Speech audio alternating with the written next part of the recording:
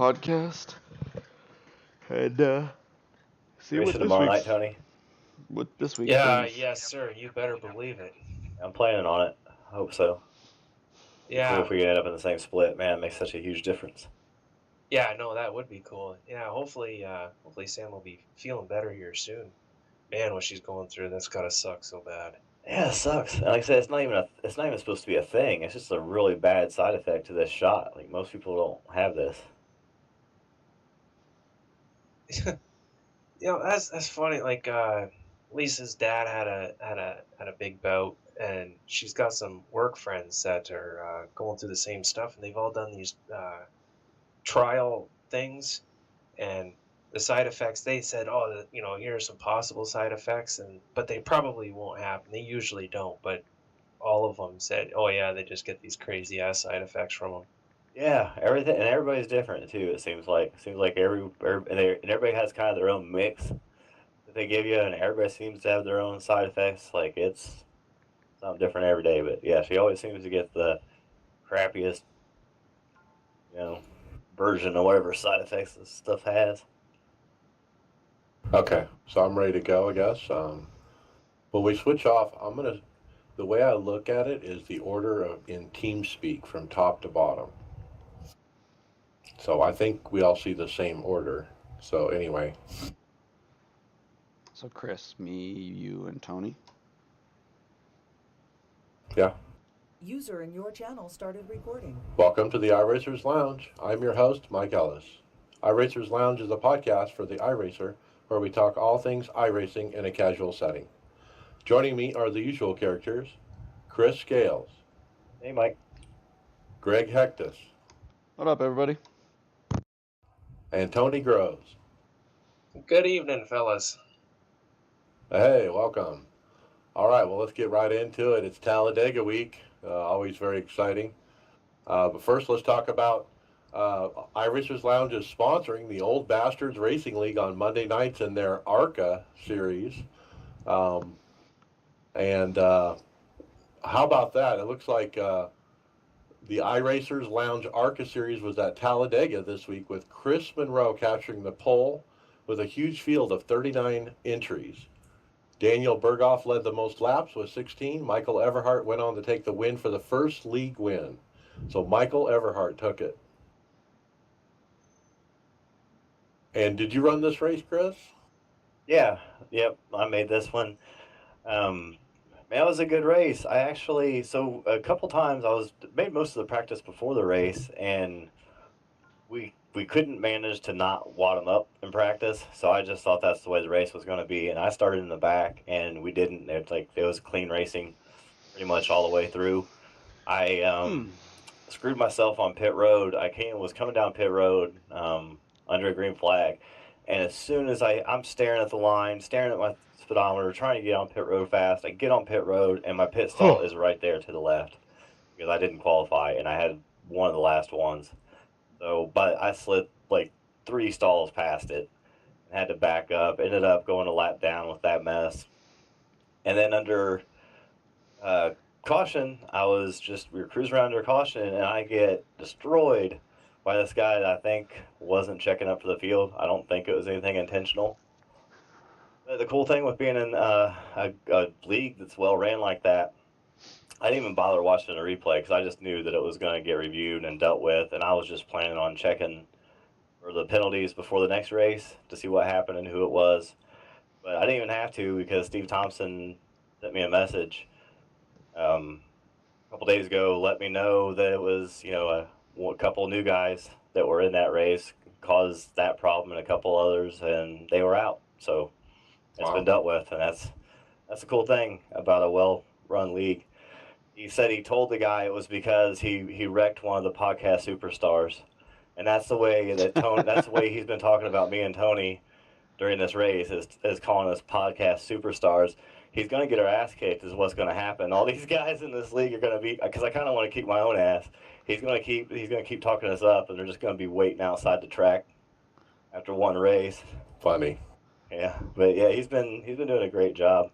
Talking about the podcast seems like a good fit for between the podcast and the league, and it's been a blast racing with those guys. ARCA professional driver Kevin Pearson continues to lead the iRacers Lounge ARCA Series standings and the points. So Kevin still leading. Next race, Pocono. So check those guys out. It's obrl.net. All right, let's jump right into topics. First one, I guess I'll get the first one. The rift stutter issues continue. And, of course, there's been some updates. Sean Nash has been actively working on this and posting about his results, about what's going on with the rift and why it might stutter for people and that kind of thing. He came up with a workaround, which is basically disable game mode in Windows 10. When you're running Windows 10, there is a thing called game mode. You can get to it by going settings, gaming, game mode. And it seems to have helped. So if you're one of those people, you might check that out. They're also addressing in the patch, which came out earlier, I think today or yesterday, they're making some adjustments in there as well to help the stuttering. So they are very actively working on it. Have you guys had any stuttering or? I don't know if any of us run the Oculus or a Rift, but I did read in that too that I guess there sounds like there's going to be a fix next week too, because for the beta UI. Oh yeah, the beta UI, if you were launching from there, you definitely could be experiencing stutters, and they were saying use the website. Yeah, so it sounds like next week they might have a solution for the beta UI so that users can go back to using that too. Well, I've noticed kind of sporadic actually. It right after the last build, I was getting some stuttering issues. Now I don't run VR, but I've never had any of those issues before. So then I reran the graphics config, and that seemed to clean them up. And then the last race that I had at Dover, I believe it was Sunday morning, I noticed that stuttering issue come back again, and it kind of lasted through the whole race, although it wasn't near as bad as it had been before. And unfortunately, I haven't been on the sim since then to see if it had gone away or not. Did you say it was Sunday morning? You could have been at just a server, like a European server or something in the morning. Well, yeah, that would be the the 10 o'clock NIS Open race. Yeah, so it could have been a bunch of things. It could have been anything with servers too. Yeah. Well, had I been able to jump back on to see if that had worked itself out, or maybe if it was, I just haven't been able to do that yet. So we'll see tomorrow if those issues are still there. Well, this ties right into the next story, so we'll jump right into that. So the patch that was put out was Season 4 Patch 1. We got the release notes, and that's the one I downloaded and installed earlier today. It does fix the iRacing beta interface issue that could cause large stutters when you launch from the beta. So that was addressed this morning. Race control, there was an issue where that could cause certain drivers in certain grid spots to be set as if they had lapped the field, causing black flags and other pacing issues. This was a big issue at Knoxville Raceway on the dirt cars. We talked about that, I think, before, but that's been addressed. There was also a thing with the lollipop guy with the pit crew not letting you go. He would say stop and go, and if you were in a certain situation, they fixed that. And then various brake bias can now be adjusted in-car during events with fixed setups on most of the road cars. That's what it looks like. So I don't know. I haven't run much of the fixed road car stuff to know that you couldn't do the brake bias stuff. I didn't know it was that fixed. Not all the road cars, but a bunch of the popular ones, I'll say. Okay, so get that release. It took a little bit to install. It's not too long. It wasn't too big. All right, Greg, you're next with Olympics. So I was was actually just watching this video before we came on the podcast here. So Greg West and also listened to the video showing that Leslie Stratton, their boyfriend and girlfriend, they're also Olympic athletes that are competing or trying to qualify for the 2022 Olympics, and they're talking in the video about how they've added um, iRacing to their workout regimen to better help them train for these events. And I was really interested watching the video on how Leslie told Greg that he needed to get a hobby to try and take his mind off of um, just doing skeleton and training and all this stuff that he's got to do all the time that just is focused on one thing, and to just have something else in his life. And then he went and did this, and now it's kind of added back into his training regimen, but they've devoted it in there to practicing and racing to help do it, and he's actually seen the payoff from it. And then Leslie has done the same thing. She's seen that he's benefited from it, and she's gotten involved in it. So I mean, it seems like it's an interesting way that it's not just racing, that it's helping people race, cars and stuff. It's probably helping mentally focus people on their other stuff that they do in real life. Like, I don't know if you guys watched this video, but I thought about it too, because even with me, I'm a truck driver, and I know that I got to pay attention, obviously, driving a lot. So, watching the video and thinking about how iRacing has probably benefited me, like, I'm probably more conscious driving and stuff like that, and leaving gaps and stuff like that that I normally, or looking for gaps that I normally wouldn't have done, maybe not without this. Yeah, and these guys are racing skeleton, which is it's like a one-person sled. You go face down on your belly and go down the chute, so to speak. And but the idea is reflexes. They keep their reflexes up, they keep their adrenaline up. iRacing is a good transition, from that kind of racing, down to luge, compared to running a car, around an oval. Well, Leslie even mentioned that how you attack a turn in iRacing was very similar to how she would try and attack a turn on running skeleton. Um, I thought that was pretty interesting in that video. I was thinking about that when she said that, and I almost have to disagree with her, but she's obviously the expert. But my logic is we're going to an apex, which is down at the bottom of the corner. In their situation, they're wanting to go up into the banking and get slingshotted around the corner, so it's almost the opposite. They're not looking at an apex, it's almost an opposite apex. But it's their apex, it's just a different version of it. Yeah. It's still the same idea. You got to hit a mark,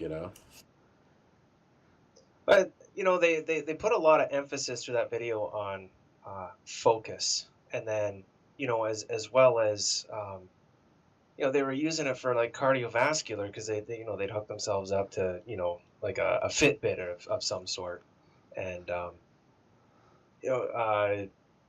Greg West said that he'd kind of used it as like his off workout, kind of like just his not so intense workouts, just to kind of to give it a break, but he's still working the muscles, and he mentioned the cardiovascular and uh, the nervous system. I'm pretty sure that's what he said. And they ran ran tests to see if it was actually doing something, and it turned out it was actually helpful. And Yeah. you notice he said one in the one part there too, is there is a point where there's too much of it too, that he has to keep it to a certain amount, because you can get overstimulated. Too many races? Nah. Well, for what he's doing, right? We can never get in too many races, right, Mike? Yeah, exactly. So when I was going through the forum posts on this topic, I found it quite interesting, and I come across a post from another iRacer, and I didn't write it down, but he said, I put the health benefits of iRacing on par with vigorous walking or light cycling. My doctor always talks to me about exercising and eating right. Before my last checkup, I was sitting around iRacing a lot and not getting much other exercise. I thought I was going to get chewed out, but instead, my doctor told me my numbers were the best ever. Keep up whatever it was I was doing. There you go. Now, I like it. do you think it's an interesting dynamic too? Is they're a boyfriend girlfriend couple too that are enjoying this as a hobby as well as training method too. Like it's an interesting dynamic to see two of them using it for different things. If you watch the video too, Greg says he likes to race the IndyCar part and do a lot of it, whereas she just likes to test by herself. Yeah. All right, Tony, you got the next one. Kevin Bobbitt interview. Yeah, so Apex Racing TV had a chance to interview Kevin Bobbitt at the Sim Racing Expo. And Kevin showed them the AI working and talked about the new damage model coming soon to the service. Yes, you get more a little bit of video of the AI. I don't think it's really anything groundbreaking and kind of looked like a lot of what we've already seen.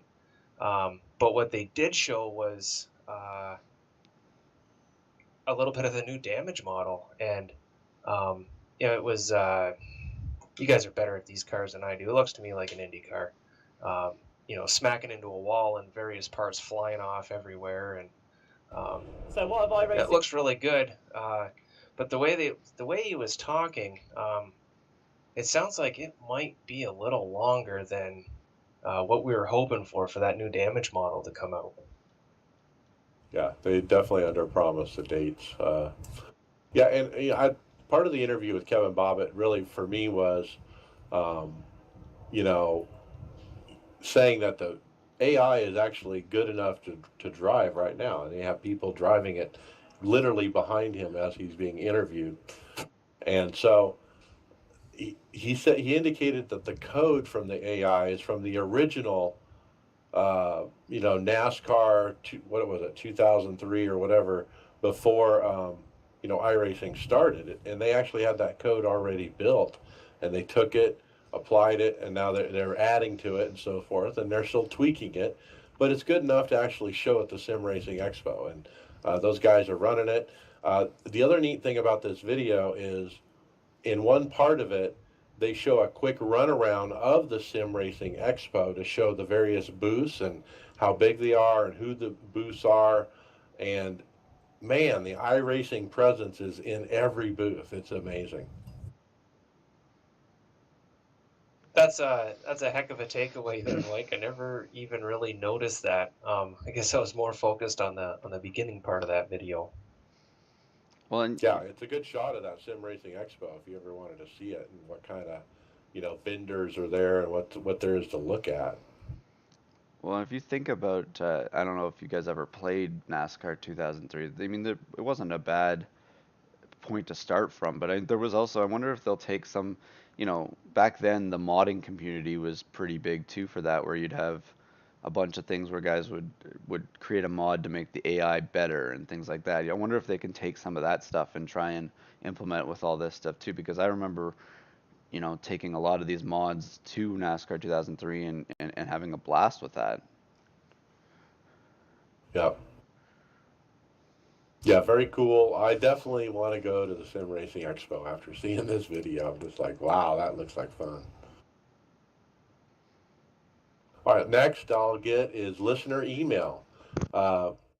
So here are the details of the Figure 8 Destruction Derby we'll be hosting. We're going to host one of these races just to promote our team a little bit, but I was also inspired by listening to the podcast and hearing about the success of the Beat the Hell Out of Cancer 250. The race will be held at Irwindale Figure 8 October 20th, presented by Black Eagle Racing.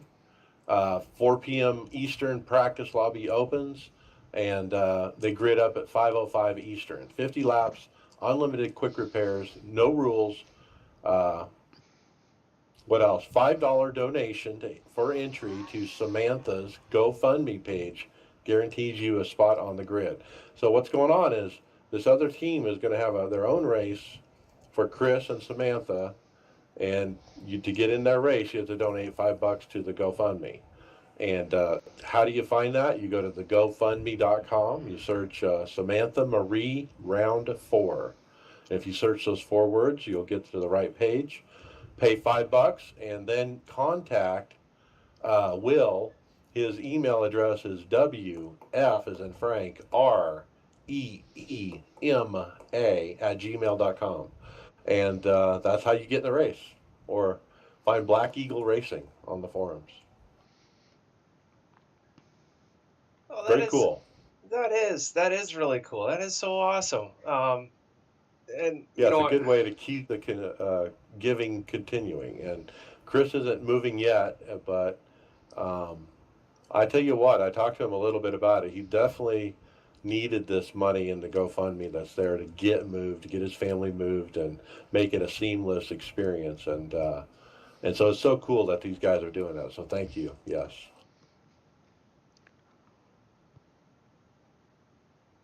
All right, Greg, you're next. Ty Majeski. This was, I guess, me and Tony were just talking about this before we actually went live too. So Ty Majeski, I guess they were at the Oktoberfest. What would they call it? Sorry, it's just coming up here. Ty Majeski won the Oktoberfest. I can't find the article. It's not coming up here. Oktoberfest 200 in 200. La Crosse, Okay. Wisconsin. Thank you. It was at Wisconsin, and he won it. But I guess afterwards, after the post-race inspection, was disqualified, with also first, second, and third were disqualified. So, they all failed inspection. So, I guess Morrissey was considered the winner afterwards, which doesn't look too good for the ARCA Midwest Tour at all, for having all 3 of them disqualified. Don't they do pre-race inspection? Crazy to have the top 3 like that, yeah. But he did win. He took in the iRacing colors. Pretty cool for Ty, but yeah, Ty has nothing to do with that. It's the team. Well, it looks like I finally got the link to come up. So it looks like it was the next day that they declared Morrissey the winner too.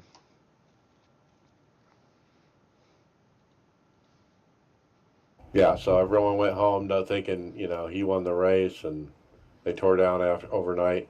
He had an intake height problem, so. Oh well, Ty. Hope he gets some luck. And that 60 car has been cursed in the Xfinity series, and every time anybody gets in it, it gets wrecked. So he needs to get away from that car. All right, Tony, you're next. The top 10 highlight. Yep. iRacing released another top 10 video for the month of September. Parcel with all the other ones. Really good video, showing a lot of really cool stuff. My personal favorite was the 3 wide, dirt tracking it around the corner. I just absolutely love that. Better give a shout out to the top finishers who will receive, as iRacing puts it, shiny iRacing bucks as a result of their contributions. David Haynes, he got himself $5. Brendan D. Jenks, $10, and Timu Toika took home $15 for his. He had the first place submission. Nice little last second pass. Racing cars I couldn't identify at a track that I couldn't identify. I'm a terrible race fan. Says it all in the These chat. are fun to watch, because if you're a racing fan, there's some good racing in these video clips, and they're real short, and they're just a blast to watch. I mean, the one I liked was they had the Star Mazdas at the Monza Oval with some kind of stock car. Yeah, it was the Dale Earnhardt stock car. It's crazy, and they had like a 4 wide finish at the checkered, and then they had at the very end a really cool battle of these older road cars at Lime Rock, and Yeah, it's the just Nissans. really going at it, man. Side by side and lap traffic, and just nosed him at the very start finish line just by a hair. Did you guys? I think it's the number 2 on here. I'm just was trying to find it here, where they did the driver's tribute to Greg Sutton's passing. At the end of the race, Greg they just Hodnett. yeah. Yeah, they did a 4 wide, lineup at the start for that. Yeah, it's fun to watch these videos, and of course, iRacing is doing a great job on them. Okay, I got the next one. Wormhole confirmed. It says Christian Novak. He put up a video on the forums where he was running some kind of Porsche car at some road track, and he hit some kind of wormhole, I guess. It's like literally in the middle of the track, and it shot his car straight into space. Well, actually, what happened is he hit a car, and that car went flying into space. And when it got up a certain point, it just disappeared. It kind of just took off. Yeah, he hit warp drive and he was out of there. Yeah, you can see the smoke. It's just like it went straight up into space like a rocket. This is where we would cue Jean-Luc Picard to say something. Pretty cool when you find stuff like that. That was interesting. Okay, Greg, you got the next one. So Christian Bell put up a tweet here. He's going to be helping out the World of Outlaws Championship some laps on Halloween. I didn't read the I didn't read the whole part here. So he's going to be drive a real life dirt sprint car. So I'm guessing he's never done it before, has he? At the Charlotte dirt track, and he's going to be part of the World of Outlaws Championship.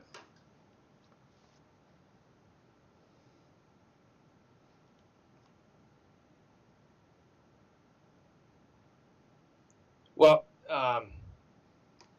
yeah, he's going to be working with iRacing to present a sim racer. Is it Logan Seavey? Yeah. He's the World of Outlaw iRacing World of Outlaw champ, and they're going to be racing real life dirt sprint car, and they're going to be doing it at the Charlotte dirt track on Halloween, just the day before they have their big event there, throwing down some laps and giving them some pointers on the real life racing. Okay, yeah, sorry about that. I hadn't seen that one on the thing when I was looking through it. It indicates they're gonna give him a ride, so they'll put him probably in the 2-seater sprint car, and take him around the Charlotte track and basically give him some laps. That's pretty cool. To be riding with none other than Christopher Bell as part of winning that championship. Pretty cool. I want to get the topic that Greg missed. Go back to that one. The Heiskenveld GT rig seat options. And there's this post up about the Heiskenveld GT rig. And guess who the post is from? None other than Sage Karam, who's a former IndyCar driver. And I'm not sure what he's driving these days besides iRacing. But he used to be an IndyCar driver for a while. But anyway, he's going to be buying this rig, and I started looking at it, and I found it on their website at heiskenveld.com, and it's called the Sim Rig GT, and it's this tin steel aluminum rig, where you got the triple monitor mount, you got a place for the wheel, you got a place for the pedals, you got a place to mount a seat. It doesn't come with the seat, it looks like, but pretty cool. And this is the first time I think I've seen this particular rig. It sells for 1,114 pounds. It's obviously a European company.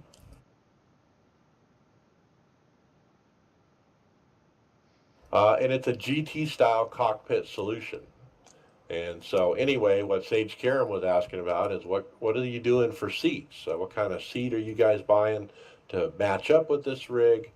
And there were several people that threw up some ideas to him. It looks like one popular idea was Sparco. It's an interesting seat. It looks like a lot of these companies are using this type of railings to mount where it's got the multiple adjustable points where you just screw into. Like we've seen it on a bunch of rigs using these kind of The 80-20. yeah. It's a nice looking rig. I really like the triple monitor mount. It looks solid. I mean, the wheel mount looks solid. It's a pretty neat setup. Now, on their website, you can get a combo kit where you get not only the rig, but the pedals and a wheel and everything else to go with it, a handbrake, and they have like packages. And those look pretty nice too. And he's got some good stuff. I mean, we've talked about the pedals just a couple weeks ago.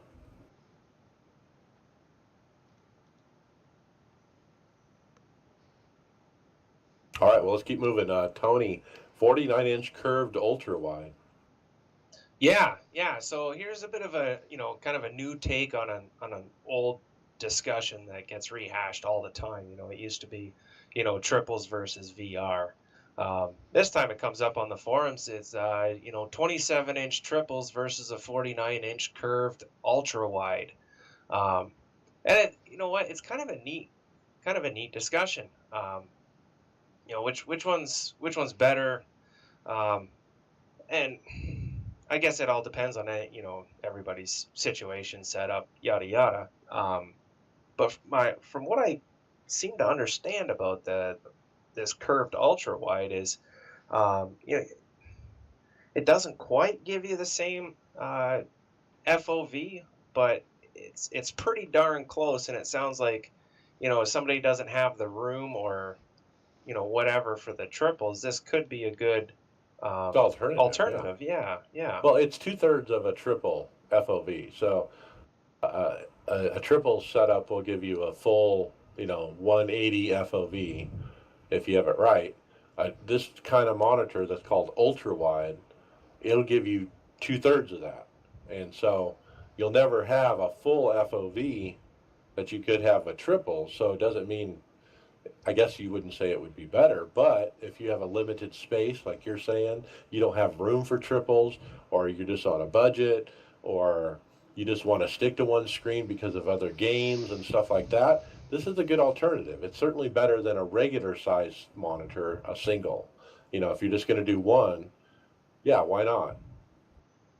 Well, yeah, that's just it. If you're totally against triples, and there's a lot of guys out there that are totally against it for various reasons, this could be the answer that you're looking for. One guy posted about halfway down a picture, Jimmy Fisher from New Jersey.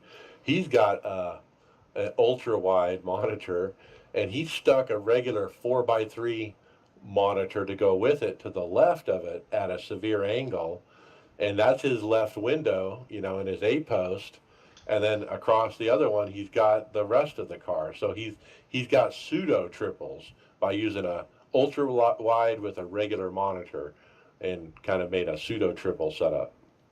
And did you notice he's also got one of those bezel prisms, I'm going to call it.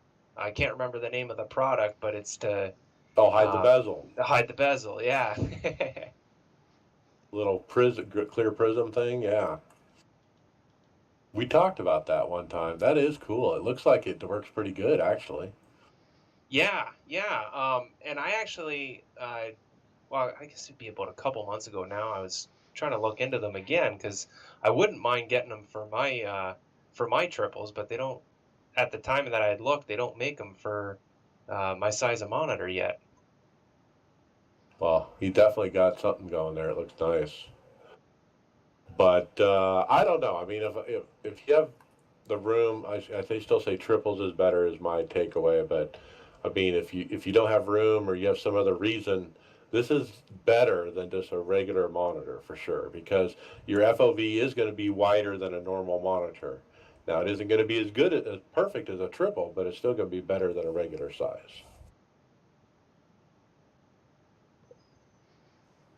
Okay, Greg, you're up next on the 2080 Ti. So I was just reading this. So I guess Todd, I'm gonna butcher his last name, Bettenhausen.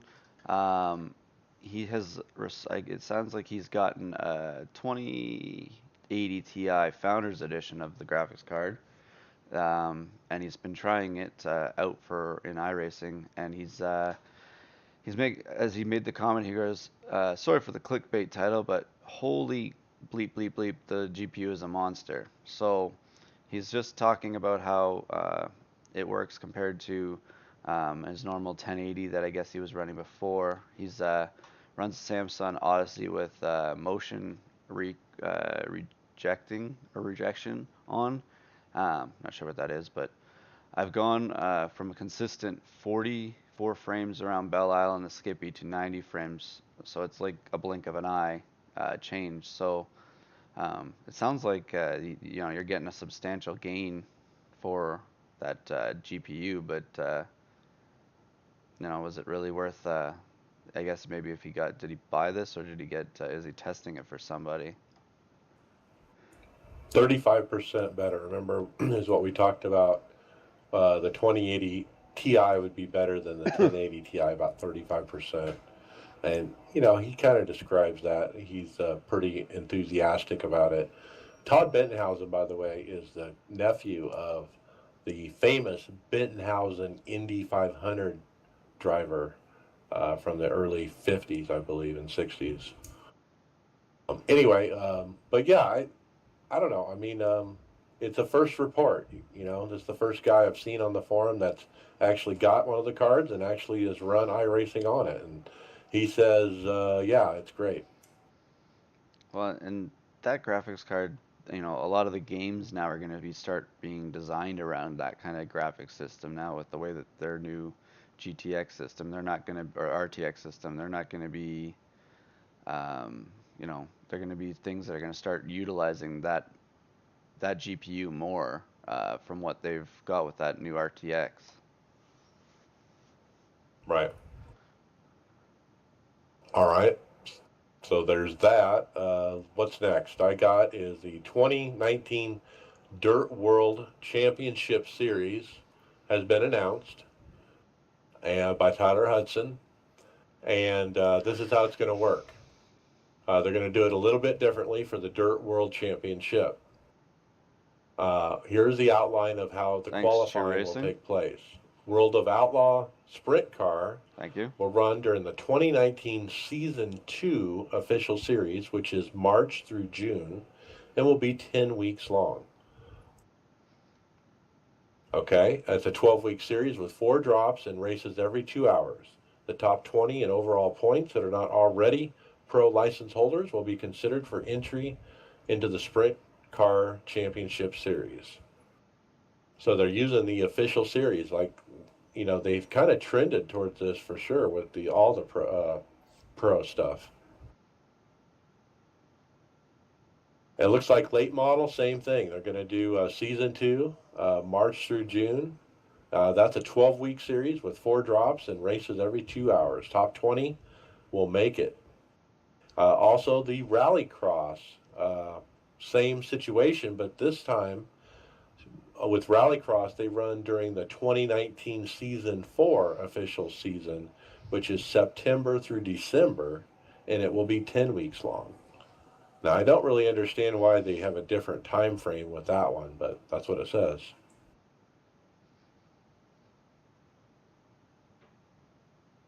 So what do you guys think? Yay, nay, this is a good way to figure out who our pros are? I guess it is. I don't see anything wrong with the way they're doing it. It kind of it gives absolutely anybody that wants to run it a chance at making the Pro Series. Yeah, I see it as being a good thing. Why not? Yep.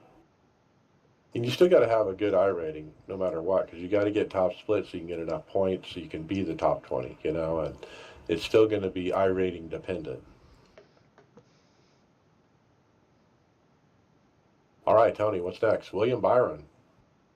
Yeah. There's a Twitter from Martinsville Speedway, letting everyone know they've got William Byron there to talk about first out of 500 race coming up, and as well some lucky students from a couple of local high schools and community colleges got some firsthand experience of what it's like to drive the paperclip, um, using iRacing right at the track, and um, kind of getting a little tutelage from William Byron himself. Yeah, if you scroll down, you'll see some pictures. They actually brought in R seats with it looks like a D-box rig, motion rig, with triples and a nice Sparco seat and everything. It's a nice looking setup. And he's got all the students standing there behind him, high school students, watching him making laps. And then there's another picture that shows a student getting in the car and Williams, giving him tips and that kind of thing. So pretty cool to see how they're getting involved with the school and stuff.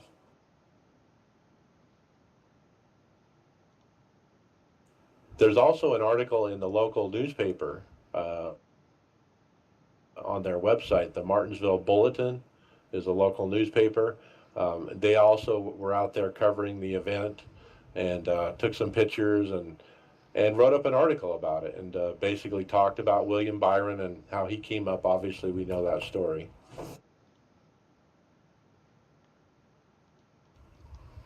Pretty neat how the track is getting involved with the kids, though. I thought that was cool. Looks like William Byron's had a busy week with all the news that's been surrounding him anyways. Yeah, he's got Chad Canals for crew chief now, so can't do better than that, I guess. Seems like a good matchup, too. It'll be interesting to see if it bodes well for him next year. All right.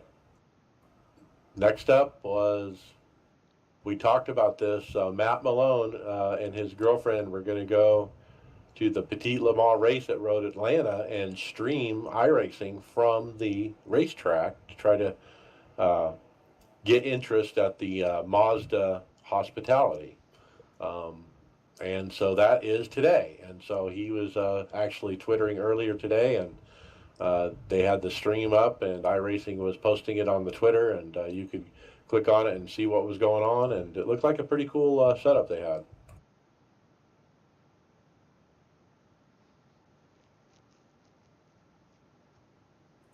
So it's pretty neat that Mazda's getting those guys involved, and so kudos to them. Well, and I know that Samantha Malone, Matt's wife, she's a huge racer in the Mazda online. That's what she's got. She's been streaming the last couple months here. She's done a couple Skip Barbers, but she was mostly in the Mazda to start off with to get her license up while she's streaming on Matt's page. Cool. All right, Greg, next up, KMA League founder Scott needs help. So, Scott Kulovic. Kulovic. Sorry, I'm really bad with last names. I apologize, Kulovic. He's, I guess you said last week he had the surgery, right? So, Yep. He had a he's big open heart kind of surgery, and he's back home actually today. so he's recovering. But I guess the bills and stuff are starting to add up for him a little bit, and he needs some financial help due to the surgery. So he's got his a GoFundMe page up here. He's asking for people to help him out a little bit. He's got his story on here, and it's a good cause. I don't know much about Scott. You were talking about last week the KMA founder. What was that all about, Mike? Yeah, KMA is a Kiss My Ass Racing League. So KMA Racing is is their league, and they've been around for several years. They focus on restrictor plate racing mostly. They have a really good group, and we've had them on the podcast a couple times actually to talk about their podcast, about their league. But Scott is the founder. He's the admin over there, and they have other admins running the league while Scott is out. But he needs some financial help, and basically trying to help make his bills while he's recovering. And it looks like his recovery is a little longer than anticipated, and that's part of the concern. So, you know, those guys, go help him out. Give him $5 or something, man. He can definitely need it. So, all right, let's jump into hardware, software. I'm going to get the first one. And Intel has announced the pricing or retail price for the new i9 9900K or 9700K, 9600K processors. And so the Core i9 9900K is going to sell for a Welcome, Metalhead. retail of $488. Thanks for following. You get the i7 Sorry, I didn't say it there when it 9700 came for up. $374, or Just the going over stuff on i5 the podcast. 9600 at $262. So, man, I mean, I really need a computer right now, and I've been thinking about building one or buying one. And of course, I want to get the best processor. I want to get the best graphics. And boy, that i9, that's pretty nice. But man, that's $500 just for the processor. Yeah, but you're looking at that for either way, either side too. So that's where you're gonna have to put some money into it. If you get something like that, Mike, you're at least gonna set yourself up for another, 5 to 10 years anyways, so you don't have to do it again. That's the thing, is spend the money now and make it last. That's what I did on the first build. And now this build is 5, 6 years old. I'm facing doing another one. So, but yeah, that's probably what I'll shoot for. Maybe that i9. So this is the Coffee Lake refresh processor. It started as a 8th gen 6-core processor, and now is expanding towards 8-core processors. So I don't keep up real much on how all this works, but obviously the more you spend, the better it is.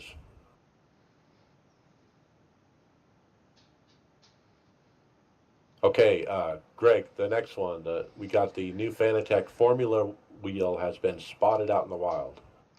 Now, I've been looking at this page and I saw this come up the other day, and to me, I don't know if it seems like it's the actual rim or not, because it looks pretty plain. It's pretty plain for Fanatics taste, especially the way that they've been going with their oval rims and stuff like that, like their road rims. This F1 type rim, the other thing that bothers me is it's an F1 licensed rim. I don't think F1 would approve of that either, so I'm thinking it's probably not going to be the rim, but maybe it is. But I just think it's pretty plain for what they've got. So it kind of just looks like, it kind of reminds me of like an airplane wheel. Airplane yoke. Yoke, whatever you call it, yeah. And it has the buttons and, wherever they could stick them on the rim so you could fit them with your fingers, but it's not appealing. I can't see, the only way is if they're going to buy it, if this is the actual rim, you're going to only sell it if it's really cheap because it looks cheap. Yeah, I'm not impressed. This has got to be fake news, is what hashtag fake news. Because the other thing is if, that's the rim, why is it on an old base? Because they're trying to get their direct drive, licensed F1 direct drive PlayStation base. That's on the CSL Elite PlayStation base. Now, look at the source. Click the video. What page is it? It's a Formula One page on Facebook. Actual Formula One series. And it's about their esports series, and it's actually in one of the esport rigs that they're using in the F1 esport series.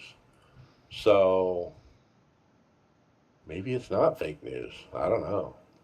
That's just weird because they have a better Formula rim than that. Like I know. They already have one better than that. They have their carbon rims. Their McLaren rim is better than that they've got. Like, I don't. It just doesn't make any sense. Why would they create that McLaren rim that I got here behind me in my room here?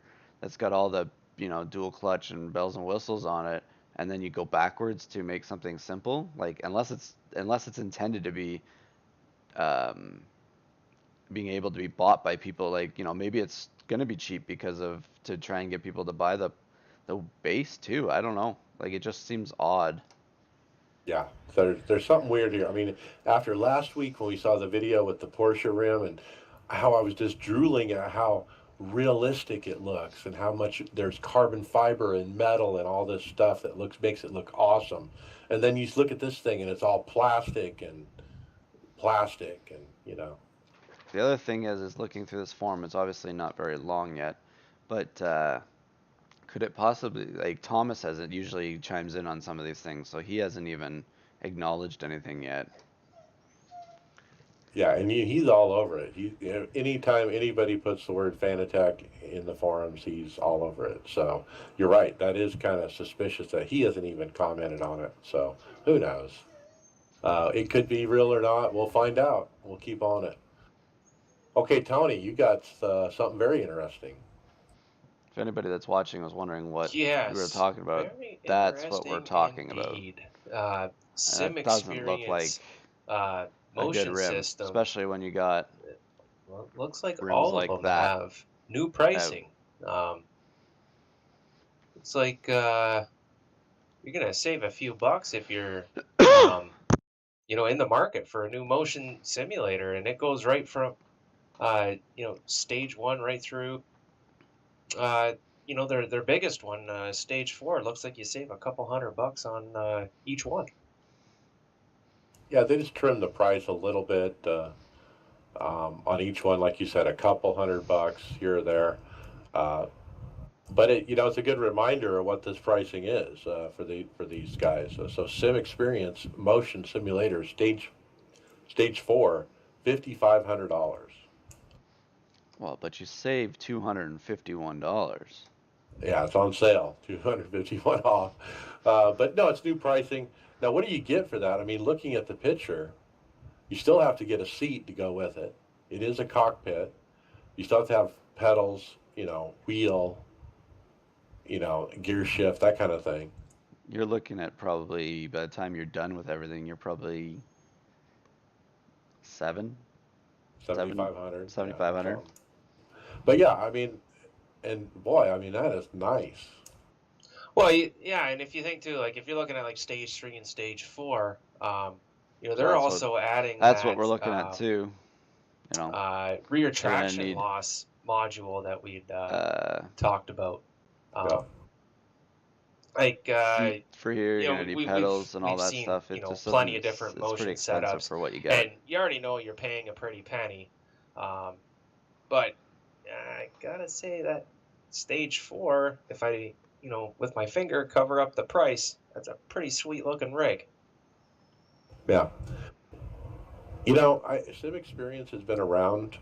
They're one of the first motion cockpits, really, and their price is premium, but I would just wish it was just a little bit cheaper. It just feels like it could be cheaper, but it's not. And they went a little bit cheaper. They cut a couple $100 off the price, but for what you're getting and for what we're seeing from the other manufacturers, I almost feel like this is overpriced. Did you read the difference between stage 3 and 4? So the only difference that stage 4 has for what is it, 400, $500 is you get those side panels, so it looks more closed in, uh, a rear speaker mount, and a mouse and keyboard tray. Oh, it's a $500 difference for that. Yeah. So stage 3 is really what you need. You don't need stage 4, it looks like, but See stage. Oh yes, sorry. I was gonna say that's where you get the traction loss module, but that's on stage three. Yeah, it gets a little prettier for an extra $500. Get a little bit more weight for shipping, so it costs more in shipping too. all right. Well, let's keep moving. Let's get into NASCAR iRacing Series results. Dover, Thursday, fixed. I got a P21. I had a good wreck going, but got wrecked out. And, it's one of those things where you just can't miss it. I don't have any other results here. Oh, yeah, we do. Let's see. Sunday Open. Chris Scales got a P6.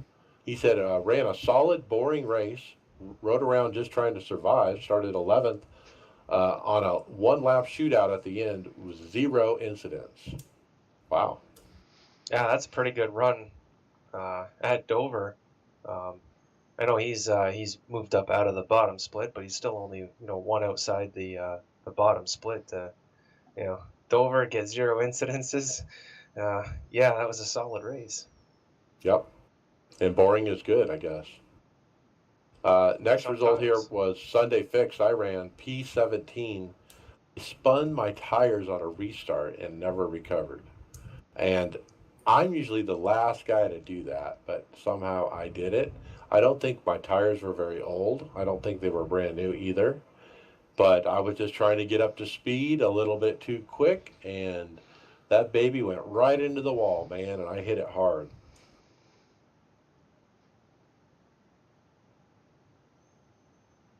But I've moved on from Dover. Let's jump into Talladega, which I was excited for, I tell you what, but I've just had horrible luck. Sorry, buddy. Yesterday, in the fixed, I actually was running pretty good. I was leading some laps. I ran was top 5. I was running like second, third. Like I said, led some laps. Got wrecked out. Like I think it was second, third wrecked. Came into me. I couldn't miss it. It was one of those deals. Wednesday Open, I also got wrecked out. And none of my doing. It's like you just can't miss this crap. Teammate Mike Morley got a P1. He wins. And he's having a fantastic week because he also got a P2 in the Open earlier today. I also wrecked out. Again, I actually had a green flag pit stop where I ended up with a pit road penalty, too fast getting in. I actually hit the little cone because I was too hot coming in. That's twice this week on a green flag stop that I've been too hot coming in and just screwed up or slid through my box. That also happened on a green flag stop and screwed me up. And so I have just sucked this week. I don't know what the deal is.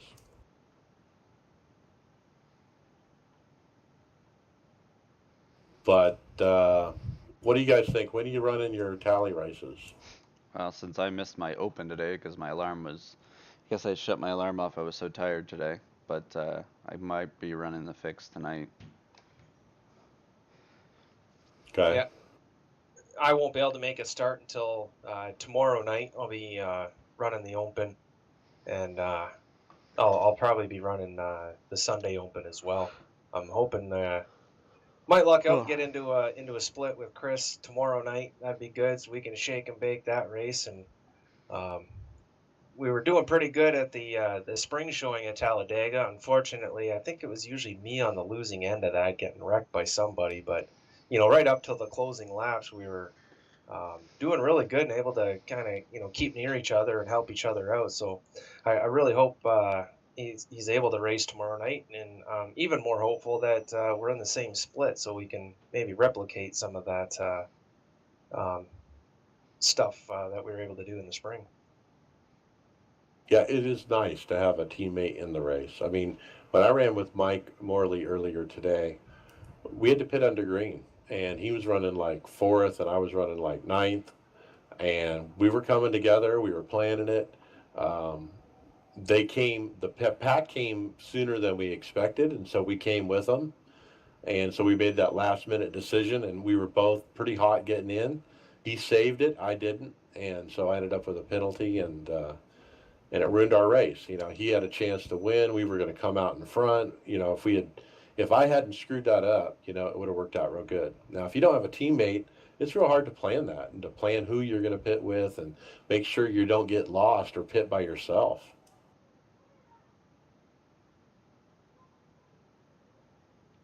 Um, what else? I mean, early on in the races, they were cleaner than normal. We were thinking about starting on pit road, but we didn't.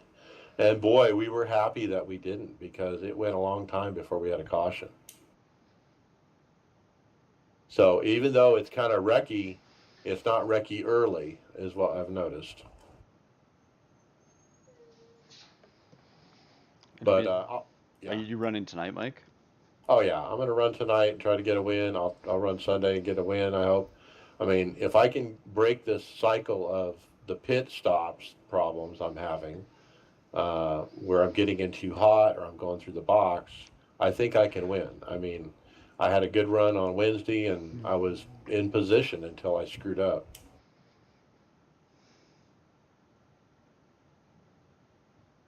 And maybe I'll even run Sunday morning. Just because it is Talladega, maybe I will get up early because I'm pretty disappointed with how the last couple of days have gone. Okay, let's keep moving. Let's talk peak a little bit. We have 4 drivers going for the championship, okay? And Michael Conti is on fire right now, winning the last 2 events in a row. And so the final 4 are set. It's Conti, Matt Busa, Ryan Luza, and Ray Alfala. Who do you guys like?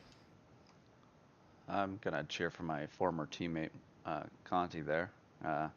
I hope he can go and get number 2. He's hot as hell right now. He's the hottest thing out there with the 2 wins in a row. It's really hard not to pick him right now. Yeah, I wish. I just don't have a dog in this fight whatsoever. I was keeping up with it early on, and then I just lost focus on the Peak series, and I should really get back into it, maybe especially at this the last race to see who gets crowned. But yeah, I'll go with you guys, Michael Conti. Why not?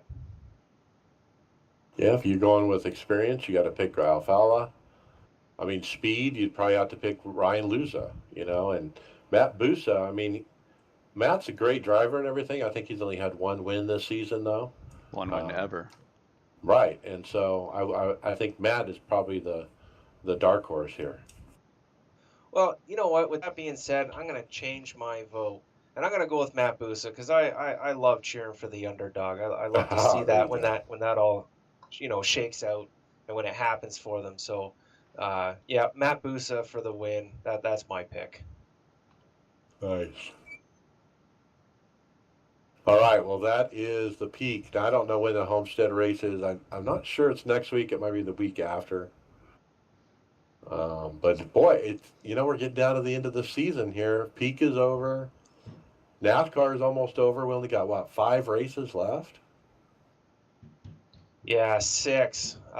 The wife and I were just discussing this, I think, last night, and I'm getting so bummed, man. I don't want this season to be over. That means off season and The season finale for the Peak is not next Tuesday, but the following Tuesday. Okay. And then Mike Morley is working on our league for Tifosi Racing League. We've had some recruiting events already, and that'll be something that people can do in the off season, right?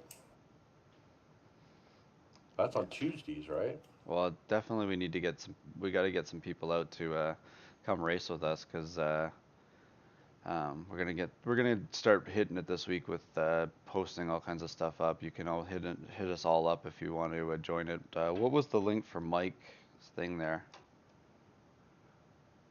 Well, if you just go in the leagues in the iRacing page and go to leagues and search Tifosi Racing, you'll find it. You can join that way. I don't know how he wants people to contact him. So we had there was a recruitment race this Tuesday, and that was at Chicagoland, which, as a good teammate, I totally missed. But I believe there's another one, and it's going to be Talladega. Yep, Tuesday this week at Talladega. Next Tuesday at Talladega. So um, maybe we can get a bit better of a showing for for next Tuesday. And you guys, anybody listening that's wants to come and race with us, I mean, it's fun. It's fun, and like we've been talking about the NIS seasons, coming close, and got to have something to do in the off season. So this is a great excuse to keep yourself busy. Yeah, yeah, it'll be fun. So check it out. Final item is the World of Outlaws late model title will be on Monday night, and it's down to two guys. It's going to be either Howard Weaver or Zach Leonhardy, and they fight for the crown October 15th. And boy, I don't know why, but I'm going to pick Howard Weaver. I've seen Howard posting a lot in the forums about dirt. You can tell he cares a lot about it. You can tell he knows a lot about dirt. In fact, I think he's actually a real life dirt racer too. But yeah, my pick, Howard Weaver. Some So of go those, get it. I haven't watched many of those races, but I was watching some of the highlight stuff. Some of those cars look really fun to drive. Yeah, I'm not good enough to run this stuff yet with the way these guys are running it, but it sure does look fun. All right, that's it. Let's jump into final thoughts. Uh, Greg Hectus, you're up first. Um, just looking forward to. I'm gonna run the fix tonight because I'm a little mad that I didn't wake up for the open today because now I missed the open for the week. But be excited. I'm about to finish off a job this next week, learn next week, and start a new job the following week. And it looks like I'll be around a lot more. So I'm excited for that. Anybody that wants to watch me race, you can come to my Twitch page, twitch.tv/frozen cactus, frozen with two O's, cactus with two K's. Um, and I guess if you want to watch tonight when I'm going through Talladega, it's going to be kind of just a normal race, and I'll explain how I'm my strategy for the race tonight, and go from there. So look forward to racing with you guys. All right. Tony Gross, final thoughts. Yeah. So, oh, I've been shot out of a cannon this week, and work's just been taking over my life. So I haven't really done any racing to speak, and unfortunately, I had to miss the old bastards league race on Monday, and I was really bummed out about that because plate track, love it, and like we say every week, those guys are just top class to run with. You know, both just chatting with them, in the Discord and then on track. Great bunch of guys. But I'll be back next Monday for the Pocono race. That's not going to keep me away from that. And, well, I'll have a couple of Talladega starts. Looking forward to that. Wish I could have made that one last night, but it is what it is. I wish I could race with you guys in that. I wish it wasn't such an age restriction. You'll be old soon enough. Okay. Moving on to my final thoughts. Boy, Talladega, man, I came into this week looking for a win, and I still am. But I'm disappointed in myself. I'm really kind of embarrassed by. I was running with Mike Morley. We had a good strategy. We were in position to take this race in top split. We were in the top split, too. And there were some big heavy hitters in there. And we were going to beat them. And I screwed up getting on pit road. And man, I just kicked myself for that. Why am I getting in there so hot? Man, is it really worth that extra tenth a second? No, it's not. I keep saying that. And it's so easy to say that after the fact. But when you're in the moment, you cook it in there. You're like, damn, man, I'm going too hot. What do I do? You hit the brake a little bit more, and that thing comes around, spins out on you. Whatever, it sucks. But boy, I'll try again tonight. You'll find out next week at the podcast whether I got a win or not. But hopefully, in the next couple starts I have left, I'll get something. And with that, I guess we'll see you later. User in your channel stopped recording. Okay, clear. Title ideas. iRacing makes the Olympics. Greg wants to be old. It's only a 4 year old, 4 years older, not a lot older. Okay, I like the first one. iRacing makes the Olympics. Because that's actually a good thing because they have been talking about esports making it into the Olympics too, right? So that's kind of a good title. Yeah, I like it. We'll do it. All right, I got to jump. I got to eat and get the podcast out. Thanks for showing up, guys. I appreciate it. And boy, it looks like Will is still around. The podcast script looked pretty clean. I'm That would be Tony's doing. That's awesome, Tony. Thank you. I'm gonna try to do it. I was only able to work on it for about an hour and a half today. So next I'll try and keep up with it throughout the week. Just take bite-sized chunks out of it. Boy, I gotta hand it to Will, man. It was a lot of work to do what he did. So hopefully I can just kind of maybe put one foot into his shoes. He had some big shoes. The It's other not easy, so yeah, the I other appreciate it. the other thing I was gonna say, with Will gone, obviously the iRacers Lounge YouTube page has come useless now. Yeah. Well, Do you want to start putting like I can start doing something with it and actually putting stuff back up there with and switch over from I can stream the iRacers part instead of streaming on my Frozen Cactus one. It's fine with me. I mean, yeah, we need to use it. yeah, I was actually gonna talk to you guys about that as well. I can't stream while I'm racing yet. I'm making a serious bid for a Christmas present for a new GPU, but um, maybe I can help out with that YouTube if you wanted to continue doing your frozen cactus stuff, Greg, or um, however you guys wanna go. I'm gonna look into something because I think I can add our YouTube page into my Frozen Cactus stuff and it would all go live together. So it'll be the iRacers Lounge thing, but it'll just for that I can change I'll change all my displays and stuff for the iRacers Lounge stuff. I'll look into it tonight. But what I need to do is, because Will had a bunch of videos and stuff made up, what I need to do is any guys that race, they need to send me some replays so I can create some videos to have in the background going when we're just discussing stuff and not having stuff on the screen. Because I think Will was putting the script up. I'll have to go back and look at some of the stuff he was doing.